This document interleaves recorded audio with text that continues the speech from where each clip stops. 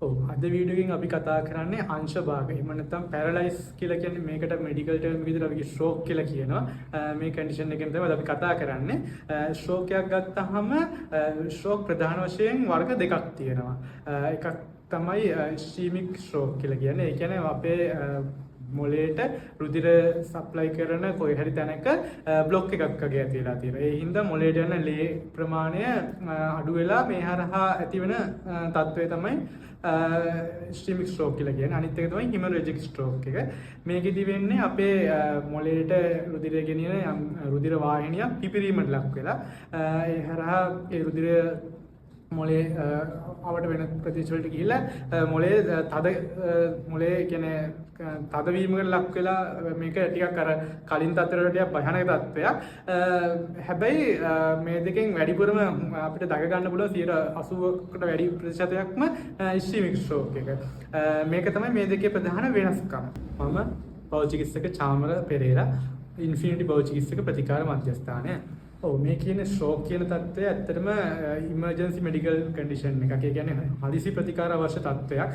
ඔයාලත් මේ වගේ තත්ත්වයක් ආවොත් අඳුර ගන්න ප්‍රධානම දේවල් ගැන කතා කළොත් එහෙම කෙනෙක්ගේ මූණේ කියන්නේ මේ කට පැත්තකට ගිහිල්ලා වගේ දැක ගන්න පුළුවන්. ඇස් නිකන් පැත්තකට ගිහිල්ලා වගේ දැක ගන්න පුළුවන්.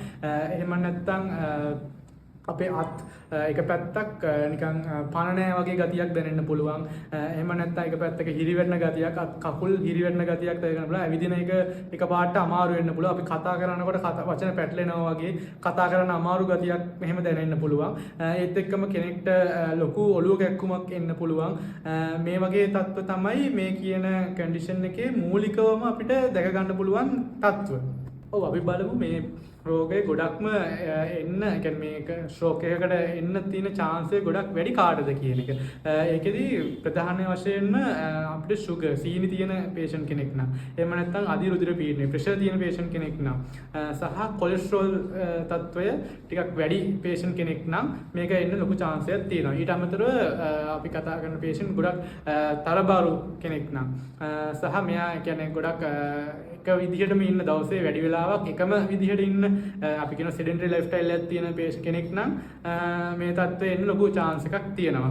අපි දැන් බලමු මේ stroke patient කෙනෙක්ට අදාළව කොහොමද මේකේ management එක යන්නේ කියලා. මේ management එක මේක මොකක් වැදගත්ම part එකක්. මොකද මේක තමයි දැනගෙන ඉන්න ඕන දේ.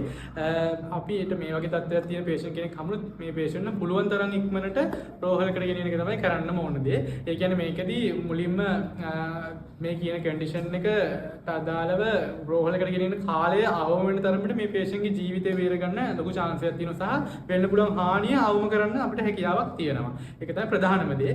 ඊට පස්සේ අපි රෝහලකට ගෙනිච්චට පස්සේ මෙතනදී ගොඩක් වෙලාට CT scan එකක් වගේ කරලා මොකක්ද මෙතන තියෙන ඇත්තටම අර මම කිව්ව condition දෙකෙන් stroke වර්ග දෙකෙන් මොන જાතියකද තියෙන්නේ කියලා බලලා මේකට injection එකක් අවශ්‍ය වෙනවා නම් ඒක කරලා ඊට පස්සේ medical management එක යන එක තමයි මූලිකව පළවෙනි දින කීපයේ ඇතුළත සිද්ධ වෙන්නේ. ඊට පස්සේ පළවෙනි දින කීපෙම මේ patient න physiotherapy වලට refer කිරීමක් සිද්ධ වෙනවා. ඊට පස්සේ තමයි මේ patient ගේ කියන්නේ කලින් ඒ කියන්නේ තිබිච්ච තත්ත්වෙට මේ patient ගන්න. ඒ කියන්නේ මේ patient ගේ ගොඩක් වෙලාවට සාමාන්‍ය movements නැති වෙලා තියෙන්න පුළුවන්. එතකොට ගොඩක් වෙලාවට මේ patient ගේ පැත්තක් පණ නැහැ. ඒක සාමාන්‍ය අංශභාග කියලා කියන්නේත් එහෙමනේ. පැත්තක් පණ නැති ගතිය තියෙනවානේ. එතකොට මේක ආපහු මේ අපිට ගන්න පුළුවන් නම් මේ movements ආය අරගෙන අපේ මසල්ස් වල ශක්තිමත් බව වැඩි කරන එක කරන්න වෙනවා.